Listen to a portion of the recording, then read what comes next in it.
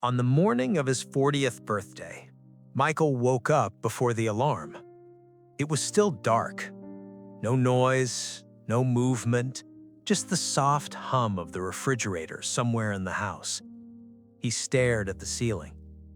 40. The number didn't scare him.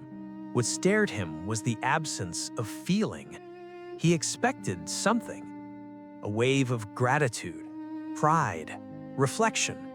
Instead, there was distance, a strange sensation that he was observing his life instead of living it.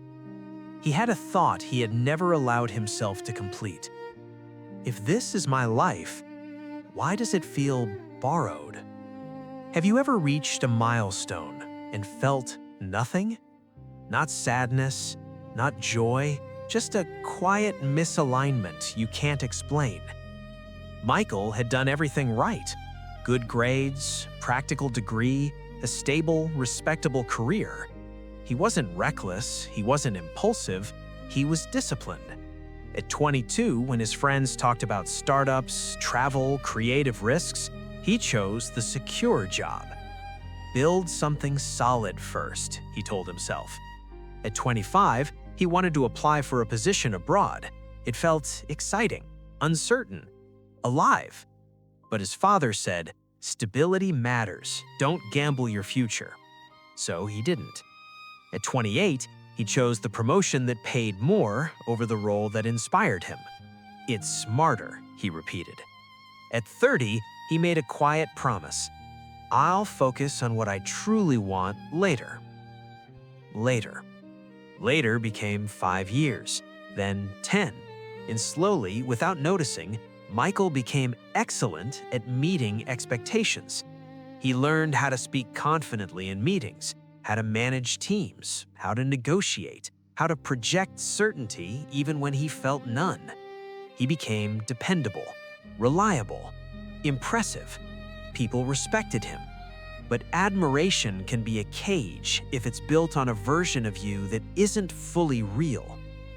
On his 40th birthday, his colleagues surprised him with a cake in the office. Candles, applause, a speech about leadership and consistency. "You're the backbone of this department," someone said. Everyone nodded. He smiled, thanked them, played his role perfectly. But while they laughed, he noticed something unsettling. They knew his achievements, they knew his resume, they knew how many hours he worked, but they didn't know that sometimes he sat in his car after work for 10 extra minutes because he needed silence before walking inside.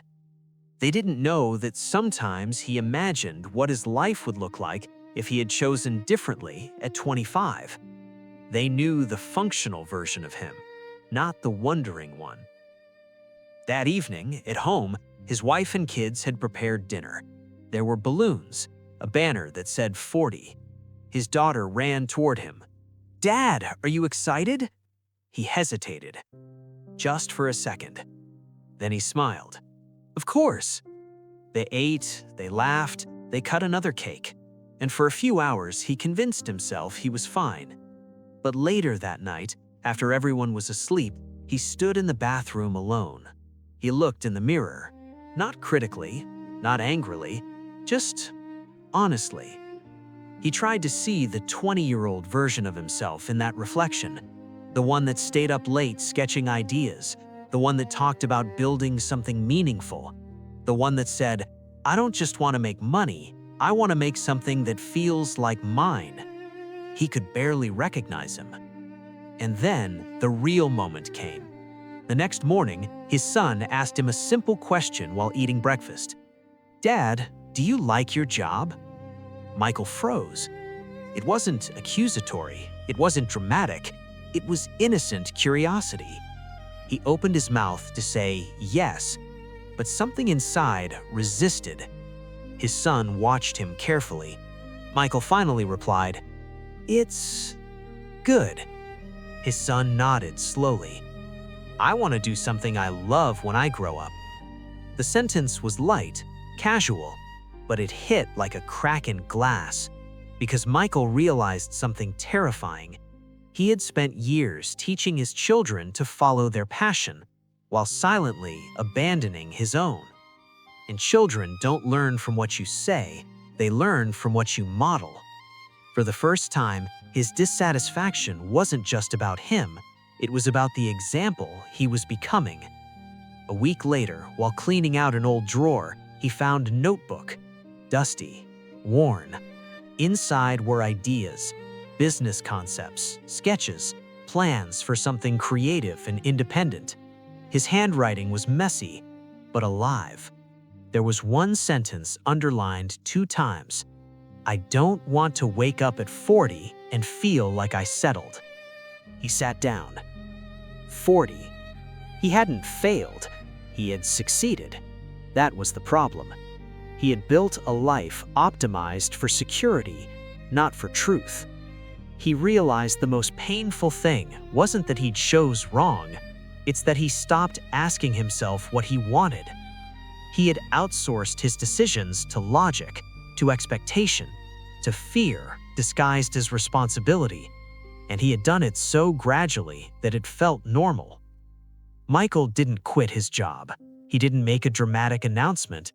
Real life doesn't explode overnight. But something shifted. He stopped answering, "I'm good," automatically. He stopped hiding behind busyness. He started waking up an hour earlier, not to check emails, to write, to think, to explore ideas he had buried for years. At first, it felt foolish, unproductive, selfish. But slowly, something returned. Curiosity, energy, ownership. The house looked the same. The job stayed the same. But internally, he was no longer on autopilot. He began asking himself uncomfortable questions. What would I try if failure wasn't fatal? What if security isn't the same as fulfillment? What if it's not too late? And maybe the biggest one, what kind of example do I want my children to see? Not a reckless man, not an irresponsible dreamer, but a man who chooses consciously. One evening, his son came into the room while Michael was working on a small personal project. "What are you doing?" Michael smiled. "Something I've wanted to try for a long time." His son sat beside him. "That's cool." It was a small moment, but it felt real. For the first time in years, Michael wasn't performing adulthood. He was participating in his own life. You don't wake up at 40 and suddenly ruin everything. You wake up at 40 and realize you've been slowly trading parts of yourself for predictability, for approval, for safety.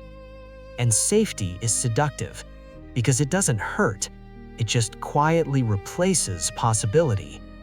Maybe the fear isn't that you failed. Maybe the fear is that you succeeded in a life that doesn't fully belong to you. But the moment you admit, "This isn't all of me," is the moment you reclaim authorship. 40 isn't the end. It's the first honest mirror. And sometimes the bravest thing you can do is not to destroy your life, but to start choosing it again. Before your children grow up thinking survival is the same as living. Before comfort becomes permanent. Before the quiet voice inside you goes completely silent. Because the worst thing isn't waking up at 40 confused. The worst thing is never waking up at all.